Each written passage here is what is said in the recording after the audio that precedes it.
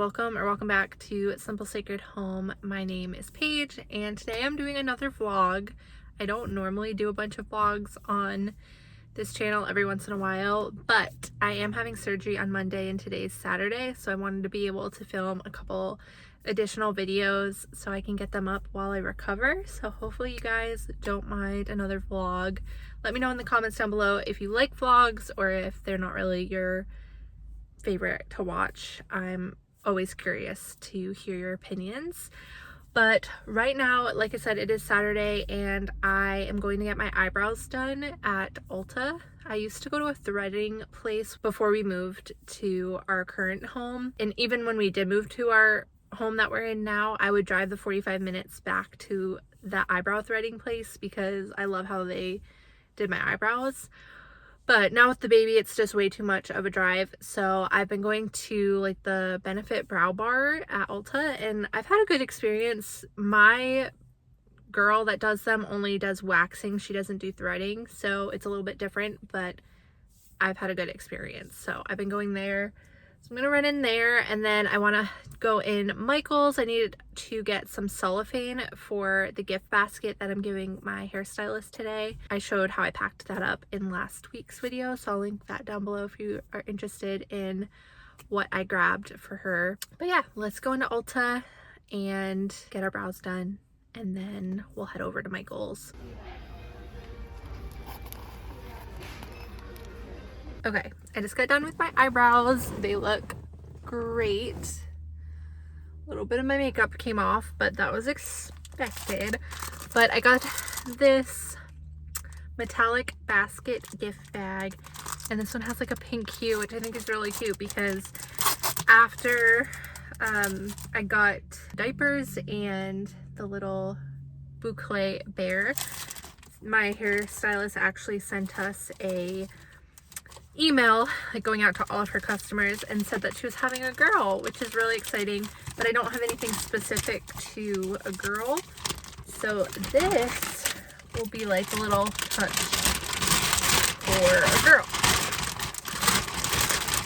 So I'm a little nervous that it's still not gonna fit in here. I feel like this basket would require an extra large, but I'm gonna try and make it work. I don't know if it's gonna fit. I think this is the same size as the one I had at home that did not fit. Okay, so this is what I did. I just have the basket out in the open, but then I put everything else in a little cellophane and just tucked it in here. But yeah, I think the little pink is really cute, and then that way like the bear is protected in there and all of her little stuff is in there, and it's really cute. So still really great idea for a baby shower or whatnot. I liked the basket because it has handles, little hole cutouts here, so she can easily carry it in. So still a good idea this way. Honestly, this way she can still use it to carry, because if it was in the plastic it'd be harder to do that.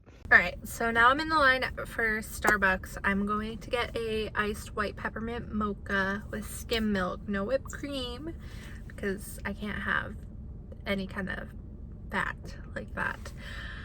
But yeah, I just got a grande. I normally will do a tall or grande if I go out, and I just sip on it and hope that I don't have a problem. But usually if I get skim milk, I'm good, and as long as I don't drink a ton of caffeine, I'm usually okay. I really wanted to go to this thrift store that's only open really random days during the week, and they're open on Saturdays for a few hours, and I really wanted to go there to see if I could find a baby chair, because I really want to get my daughter some kind of either baby chair, baby rocking chair, something like that. And I would love to have it for Christmas, even though like she doesn't really need it yet, but she is sitting, so it'd be really cute, and I could put her little stuffed animals in it too. So I really want to find that, but I just don't know if I'm gonna have time to do that now because it's already 1:36. My appointment's at 2:15, and I don't have my GPS. I don't have the address because I don't have internet for my hair appointment, and so I can't map it out to see how long it would take me to go there and get to my hair appointment. I still need to come home and pick up the Target order on my way home. So it just might not be the play for today, but I did want to do that, but I might just have to hold off, maybe save that for another day. I really wanted to go check. And then I also don't have cash, so now I have to find cash. I meant to grab some for my husband for a tip, so hopefully I can put it on the card.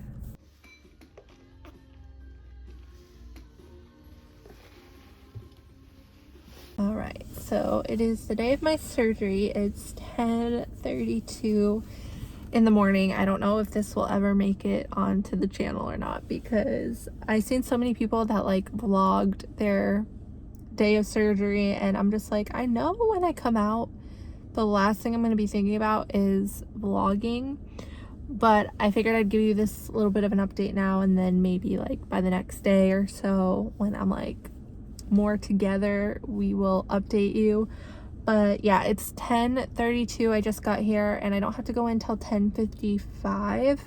I don't actually know what time my surgery is supposed to start, because they just said to be here at 10:55, which clearly they're not going to start my surgery at 11, because it's more involved than that. But maybe noon, I'm not sure. I just got here. I'm starting to feel kind of sick feeling. I haven't had any water today, no food obviously, and yeah,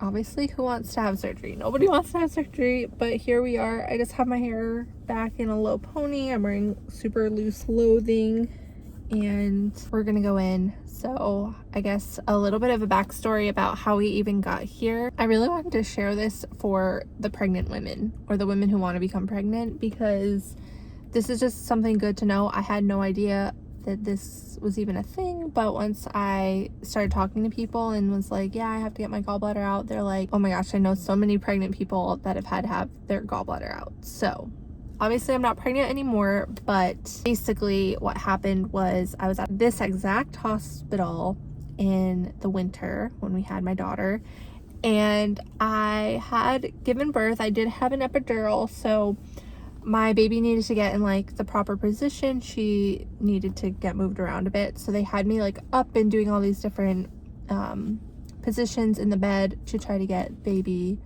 to move to the proper position, which worked, thankfully. But after the epidural wore off, I had this really intense sharp pain on my right side, like around my rib cage, and I just kind of thought like, oh, maybe I pulled something because I had the epidural, so maybe when I was up and moving around, like I couldn't feel what I was doing, but I pulled the muscle giving birth. I had obviously told the nurses because I couldn't even stand up straight. I was like hunched over. It felt like contraction level pain. So they just gave me Motrin. They didn't seem any at all concerned about it. They gave me Motrin. I took that for the day or two that I was in the hospital, and then I ended up getting some Motrin to take with me when I went home, and I took that for a couple days, and it got better from taking the Motrin, and then I felt totally fine. And so I went home, and I was just, you know, in the newborn bubble doing all that kind of stuff, and I noticed like here and there in the newborn days that I would get this pain, not on my side anymore, so I wasn't relating the two, but on my right side still, but in my back, like the center of my back, like bra strap blanks, like where your bra strap hits. I was like, that's so weird. I thought maybe it was like from pumping or my milk coming in or something, but it was only on the one side, but I was just convinced that's what it was. But it was happening like on and off random times a day. Couldn't like figure out a pattern, but I was having it enough that I remember telling my midwife about it. I basically just told her like, hey, I'm having this like right side pain when I went for my like 6 or 8 week appointment, and she was like, yeah, it's honestly really common for new moms to have back pain because you're not used to holding this baby, and also a lot of times moms will bring their body down if they're trying to breastfeed or pump or whatever, or just even do a bottle. You're bringing your body down to your baby rather than bringing your baby up to you, and so that can cause like strain on your back. So I was like, okay, cool. And then I went home. And I just continued to have that pain on and off. Like I said, it wasn't super painful, but it was uncomfortable. That's the best way I can describe it. It was like a very uncomfortable pain. And so I went home, and I would have this from the time I gave birth until August, basically.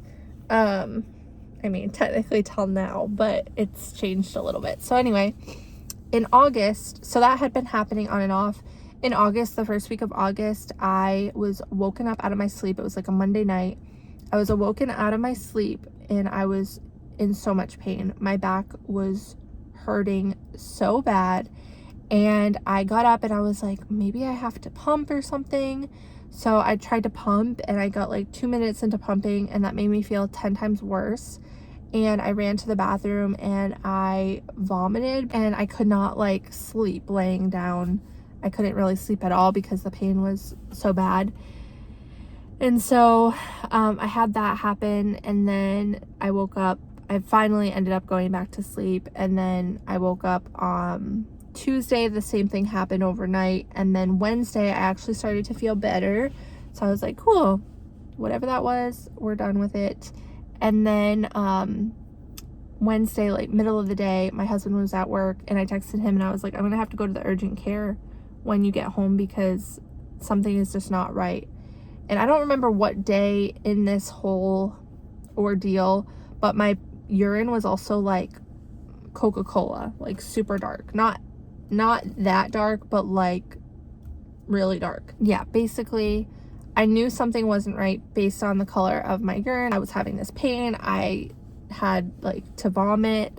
I was woken up out of my sleep, like all these things that I've never had before, and it just didn't seem like a pulled muscle or something. And so anyway, I told my husband, I was like, I have to go to the urgent care because I need to make sure that there's nothing more seriously wrong with me, because I am not feeling good at all. And so when he got home from work, I couldn't like hold my daughter. I couldn't get her in and out of the crib or change her diaper like without being in a ton of pain, and I was like hunched over. So anyway, I went to the urgent care and I googled it, and it said the urgent care could do a blood test, but the urgent care I went to said they could not do a blood test. So all they could do was a urine sample, and thankfully my urine sample was fine. Nothing was alarming on there. It checked like bilirubin, they checked for pregnancy, a couple other things that can be tested in your urine. They could tell I didn't feel good. I was also at this point super nauseous. I hadn't like eaten in like 3 days now, because I just felt so sick. And yeah, he was like, I can tell that you don't feel good. Like, you can just tell you don't feel good. And so he had given me like an anti-nausea medication, but he was like, honestly, he goes, I don't think you need to run to the ER right now, because I told him I was considering going to the ER. He's like, I don't think you need to run there right now, but if the pain gets worse or it persists, then I would recommend going, because they can do your labs and everything and give you a more like comprehensive look at what's going on. So I was like, okay.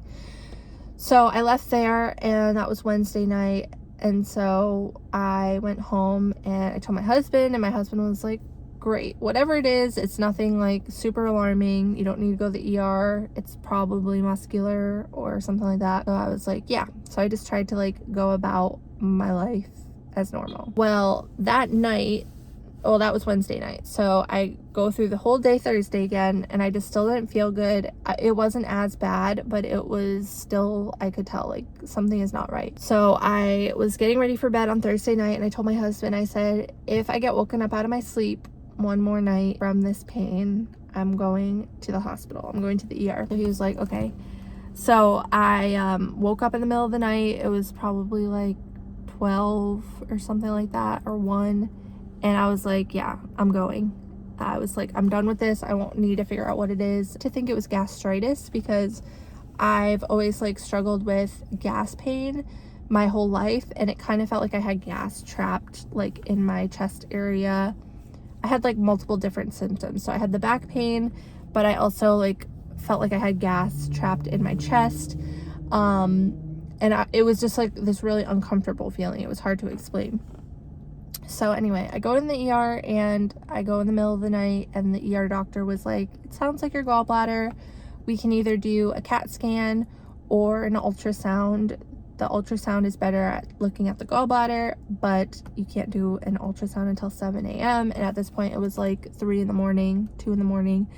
And so he was like, we can do the CAT scan now, but we can't do the ultrasound until the morning, which I was like, okay, can I leave and come back? And he was like, you can, but I wouldn't recommend that. And he did a bunch of blood work, and he said, honestly, your D-dimers and your liver enzymes are pretty high, so we're gonna need to do the CAT scan now. So I had that done, and I had to wait for the results, and between waiting for the results, I had a new ER doctor come in because they were switching shifts, and he said, yeah, you can go home.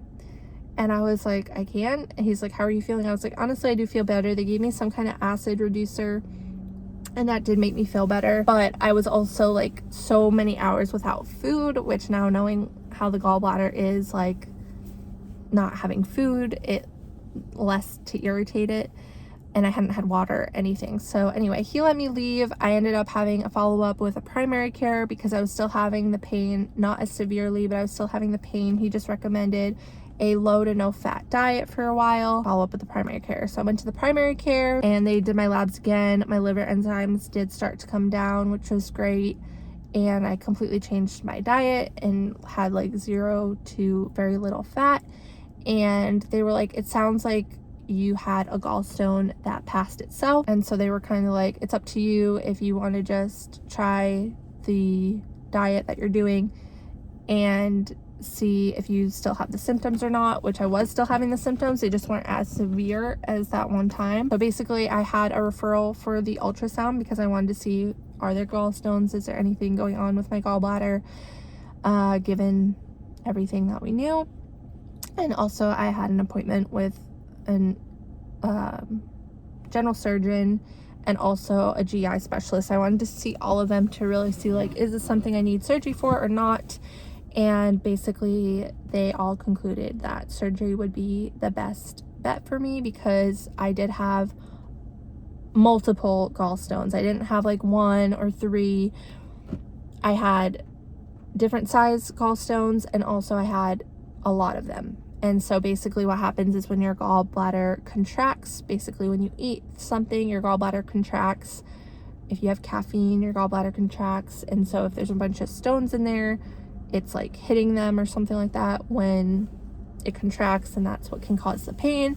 And then at any time, those stones can get blocking the bile ducts that you have in your gallbladder or like connected to your gallbladder. And so at any time it can cause an infection, it can cause that severe pain, which can lead to further problems. And if you are a woman in your childbearing years, in your 30s, and you're overweight, you are more susceptible to gallstones and gallbladder issues.